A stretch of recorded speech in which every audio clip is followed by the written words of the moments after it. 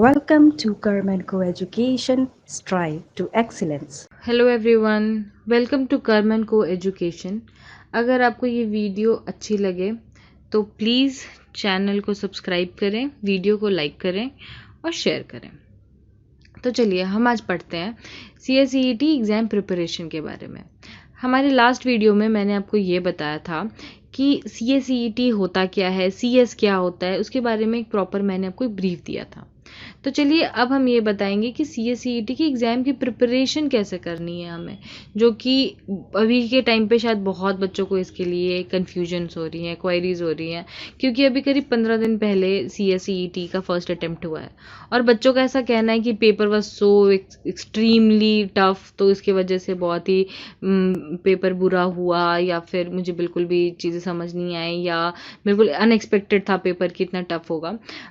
But मेरा ऐसा सोचना है कि एग्ज़ाम जो है या पेपर जो है वो टफ नहीं था। शायद हो सकता है आपकी प्रिपरेशन में आपको ये प्रॉब्लम रही हो, या फिर कई बच्चों को ये लगा कि टाइम ऐसा है, कोरोना का टाइम है, या फिर इस बार वाइवा नहीं हो रहा है तो एग्ज़ाम बहुत इजी होगा। बट नहीं, यहीं पे चीज़ें लैग कर जाती हैं, यहीं पे प्रॉब्लम हो जाती है कि आपको ये सारी चीज़ें अपने दिमाग में नहीं रखनी है।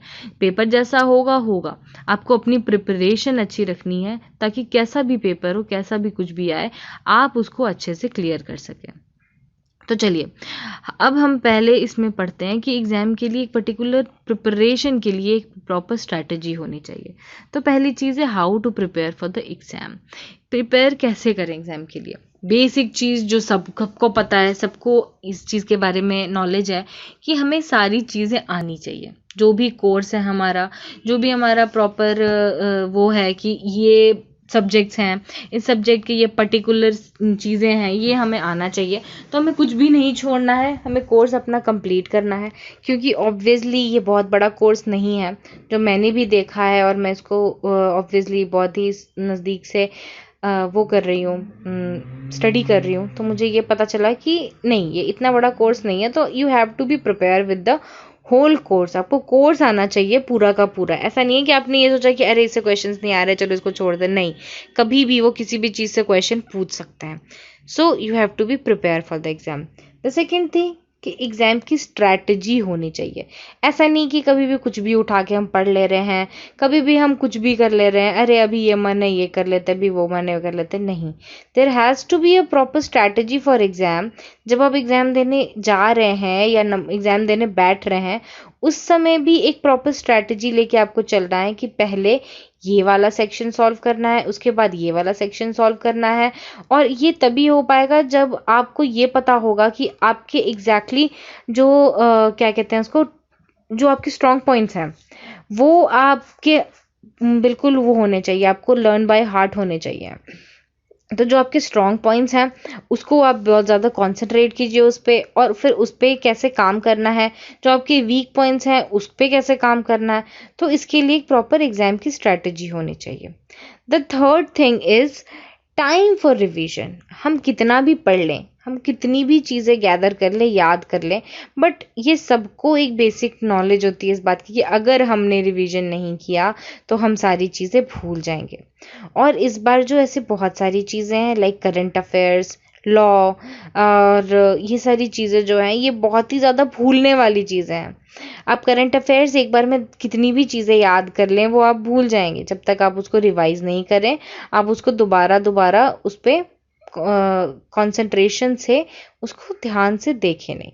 तो टाइम फॉर रिवीजन, आपको अच्छा खासा टाइम रखना है for revision. The fourth thing is number of practice papers. ठीक है, आपको बहुत सारे प्रैक्टिस पेपर सॉल्व कर रहे हैं। जैसे कि एक पूरा का पूरा मॉक आ रहा है CS का, आप वो भी कर सकते हैं या सारी चीज़ें कर सकते हैं, या फिर सब्जेक्ट वाइज भी आप क्वेश्चंस प्रैक्टिस कर सकते हैं। तो आप सब्जेक्ट, मेरा सजेशन ये है कि आप subject wise at the same time जो मॉक है, जो फुल मॉक है पूरा का पूरा CS का, आप उसको भी कवर करें और उसको भी डील करें। तभी ये जाके आपको एक प्रॉपर समझ आ पाएगा कि आपकी जो स्टैंडिंग है एग्जाम में वो कहाँ है। क्योंकि ऐसे तो हो सकता है कि आप जब सब्जेक्ट वाइज करेंगे तो कुछ सब्जेक्ट्स होंगे जो आपके अच्छे होंगे, उसका आपको ज़्यादा अच्छा मतलब पेपर होगा आपका, लेकिन जो कुछ सब्जेक्ट्स होंगे जो बुरे होंगे आपके, उसका आपको समझ नहीं आएगा कि मैं कहाँ पे स्टैंड कर रहा हूँ। तो उसके लिए नंबर ऑफ प्रैक्टिस पेपर्स जो हैं वो करने बहुत ज़रूरी हैं। अब है फिफ्थ चीज़, टाइम मैनेजमेंट। जब आप नंबर ऑफ प्रैक्टिस पेपर्स करेंगे ना, तो you will get a very good time management. आपको टाइम मैनेजमेंट समझ आ जाएगी कि मुझे कितने देर में क्वेश्चन पेपर सॉल्व करना है, because there is a prescribe time. आप उससे ज़्यादा नहीं जा सकते। आपके पास ऐसा नहीं है कि 4 घंटे का टाइम है और आपको उसमें सारा कुछ सोच सोच के करना है। नहीं, आपके पास एक कम टाइम है और उस कम टाइम में आपको सही आंसर्स करने हैं, और एट द सेम टाइम जो चीज़ें आपको नहीं आ रही है उनको आपको बहुत ही समझदारी से छोड़ते हुए या फिर उनको बाद में डील करने का जो प्लानिंग है वो करते हुए निकलना है। वो तभी हो पाएगा जब आपकी टाइम मैनेजमेंट अच्छा है। और टाइम मैनेजमेंट आपका बहुत ज़्यादा इफेक्ट करेगा लॉजिकल रीजनिंग के क्वेश्चंस में, क्योंकि वहाँ पे आपको थोड़ा टाइम देना पड़ेगा चीज़ों पे। तो आपको ये अलग अलग चीज़ें अलग अलग टाइम निकाल के रखना पड़ेगा कि जैसे पहले अगर आप 20 मिनट्स लगा रहे हैं लॉजिकल रीजनिंग में, तो आप लीगल में सिर्फ 10 मिनट्स ही लगा सकते हैं। तो ये सबसे बड़ा प्रोसेस होता है किसी भी एग्जाम को क्लियर करने का, टाइम मैनेजमेंट। आपका एक टाइम मैनेजमेंट अच्छा होना चाहिए। अब चलिए हम करेंगे कि सीक्वेंस ऑफ प्रिपरेशन क्या होनी चाहिए। किस सीक्वेंस में आप अगर एग्जाम के लिए प्रिपेयर करते हैं तो it will be good for you. ठीक है, क्योंकि हमने अभी तक पता किया कि एग्जाम प्रिपरेशन कैसे होनी चाहिए, बट अब हम पढ़ेंगे कि एक सीक्वेंस क्या होना चाहिए। अब है कंप्लीट द सिलेबस 1 मंथ और at least 20 days prior to the exam. अगर आप खुद से पढ़ रहे हैं तो भी, और अगर आपका कोई मेंटोर है, आप किसी कोचिंग इंस्टीट्यूट में इनरोल्ड हैं या कहीं भी हैं, तो वहाँ पे भी 1 महीने पहले या एटलीस्ट 20 दिन पहले आपका सिलेबस जो है वो ख़त्म हो जाना चाहिए। जैसे कि अभी हमारा एग्ज़ाम है नवंबर में, नवंबर 21 को, तो maximum you can go with your syllabus till 31 अक्टूबर। इससे आगे आपको नहीं जाना है। इससे अगर आगे आप जाएंगे तो आपका जो रिवीजन का टाइम है वो आपका बहुत ही कम हो जाएगा, और विच इज़ नॉट गुड। तो मेक श्योर कि 20 दिन पहले तो एटलीस्ट आप अपना सिलेबस ख़त्म कर ही लें। उसके बाद यू कैन हैव 20 days, और उस 20 days में आप प्रॉपरली आराम से रिवीजन कर सकते हैं। Second thing is continuous revision. आप कॉन्टीन्यूअसली रिवीजन करें, सब्जेक्ट वाइज भी एट द सेम टाइम, जैसे मैंने बोला कि सारे सब्जेक्ट्स का, और एक एज अ होल भी आप उसको रिवीजन करते रहें। नॉट ओनली जो 20 days एंड के हैं उसमें, बल्कि जो आपके पास जो टाइम है जिसमें आप पढ़ाई कर रहे हैं, उसके बीच बीच में भी जो भी आपने क्लासेस में पढ़ा है या खुद से पढ़ा है या जो भी किया है, उसको आप साथ साथ में थोड़े थोड़े दिन पे रिवाइज करते रहें। ये सबसे ज़्यादा इंपॉर्टेंट होगा when it comes to the current affairs. आप करंट अफेयर्स को थोड़ा थोड़ा रिवाइज करते रहें, वर्ड्स को करते रहें। जैसे कि कम्युनिकेशन है, बिजनेस कम्युनिकेशन है, उसके अंदर एंटोनिम्स सिनोनिम्स ऐसी चीज़ें आएंगी, तो उसको आप रिवाइज करते रहें। क्योंकि अगर वो आप एक बार लेके बैठेंगे याद करने, तो आप याद कर भी लें लेकिन आप भूल जाएंगे। तो उसके लिए कॉन्टिन्यूअस रिवीजन की बहुत ज़रूरत है। The third thing is practice hard. जो मैंने प्रैक्टिस पेपर के बारे में बोला आपको, वैसे ही सब्जेक्ट वाइज आप जितने क्वेश्चंस प्रैक्टिस करेंगे, किसी भी चीज़ का कितनी ज़्यादा अगर आप क्वेश्चन सॉल्व करते हैं, उससे आपका बहुत ज़्यादा चांसेस हो जाते हैं वहाँ पे जाके जब आप पेपर सॉल्व करेंगे, तो बहुत सारे ऐसे क्वेश्चंस होंगे जो आपके रिपीटेड मिल जाएंगे। तो ये सबसे इम्पॉर्टेंट है, क्योंकि आप कितना भी पढ़ लें, बट अगर आप क्वेश्चन सॉल्व नहीं करेंगे तो आपको ये समझ नहीं आएगा कि आप कहाँ स्टैंड कर रहे हैं। तो you have to practise hard all the questions which are provided to you. The fourth thing is solve practice paper. जो भी प्रैक्टिस पेपर्स मिल रहे हैं, लाइक फुल प्रैक्टिस पेपर, जो भी मॉक टेस्ट आ रहा है, गो एंड प्रैक्टिस देम, क्योंकि उसके साथ आपके क्वेश्चन पेपर सॉल्व होंगे, आपका रिवीजन होगा, आपका टाइम मैनेजमेंट बनेगा। ये सबसे इम्पॉर्टेंट है। मैं आपको ये सजेस्ट करूँगी कि अगर आप एक दिन में 2 क्वेश्चन पेपर सॉल्व कर सकते हैं, 2 मॉक सॉल्व कर सकते हैं, तो it is very good for you. But at least आप एक मॉक तो सॉल्व करिए ही करिए।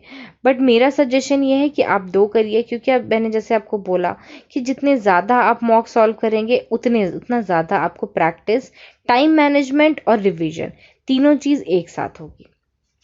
अब है fifth cheese, be updated with the current affairs. Current affairs से अपडेटेड रहना बहुत ज़रूरी है, क्योंकि अगर एग्ज़ाम हमारा नवंबर में हो रहा है तो वी कैन एक्सपेक्ट कि अक्टूबर तक का करंट अफेयर्स वो हमसे पूछ सकते हैं। तो आपको करंट अफेयर्स से बिल्कुल अपडेटेड रहना है। आप न्यूज़पेपर्स पढ़ सकते हैं, बहुत सारे से मैगजीन्स होते हैं जो कि करंट अफेयर्स से रिलेटेड होते हैं, आप वो पढ़ सकते हैं। बहुत सारे बुक्स हैं, ऐप्स हैं, इवन आज अभी के टाइम पे कि जो बहुत सारे ऐप्स हैं उसमें आप जाकर देख सकते हैं कि क्या क्या करंट अफेयर्स है, क्योंकि फ़ोन हमेशा हमारे हाथ में होता है। तो फ़ोन के थ्रू अगर मेरे फ़ोन में ऐप है तो वो ऐप से जाके हम आराम से देख सकते हैं। तो प्लीज़ करंट अफेयर्स से अपडेटेड रहिए, क्योंकि उससे कई बार होता है कि अगर हमने करंट अफेयर्स के क्वेश्चंस नहीं किए तो वो हमारे लिए बहुत ही ज़्यादा ड्रॉबैक बन जाता है। And the last thing is ask your mentor for the viva sessions. Mentor मैंने इसलिए कहा क्योंकि आपको खुद समझ नहीं आएगा कि वाइवा में कैसे क्वेश्चन आएंगे, या फिर खुद से ऑब्वियसली कोई किसी का वाइवा नहीं ले सकता है। तो अगर आपको कोई मेंटोर है, कोई कोचिंग इंस्टीट्यूट है, या फिर कुछ भी ऐसा किसी के अंडर आप पढ़ रहे हैं, तो प्लीज़ आस्क देम कि आपसे एक डेमो वाइवा सेशंस लें, जिससे आपको ये समझ आए कि आपकी वाइवा में कहाँ स्टैंडिंग है। हो सकता है आपको सारे क्वेश्चंस आते हों, सब कुछ आता हो, बट जब when it comes to viva तो आप नर्वस हो जाए, या फिर कुछ ऐसा हो जाए कि आपको लगे कि अरे ये श्योर है कि नहीं, ये गलत तो नहीं है, या ऐसा तो नहीं है। तो वैसे सिचुएशन के लिए आपको एक डेमो वाइवा सेशंस की बहुत ज़रूरत होगी। तो इन दिस वे अगर आप प्रैक्टिस करते हैं, अगर दिस वे आप इस सीक्वेंस में अगर आप प्रिपरेशन करते हैं अपने एग्ज़ाम की, तो ट्रस्ट मी आपको कोई भी नहीं हरा सकता है। आपका पेपर बिल्कुल अच्छा होगा और आपको ऑब्वियसली पॉजिटिव रिजल्ट मिलेगा।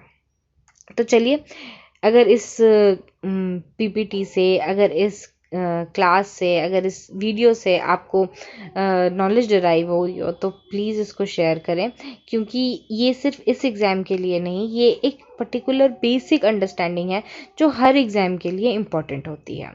Okay, till than happy learning.